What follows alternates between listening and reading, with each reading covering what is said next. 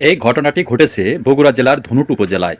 দেখেন, এই বিএনপিপন্থী যে শিক্ষকটি তার ছাত্রীকে শ্লীলতাহানি এবং ধর্ষণ চেষ্টায় অভিযুক্ত, এবং এই শিক্ষকের দ্বারা কি আশা করা যায়। যাই হোক, আপনাদের মূল্যবান ভোট অবশ্যই দেখে শুনে যোগ্য প্রার্থীকে দেবেন এবং ভিডিওটা বেশি বেশি করে শেয়ার করে দেবেন।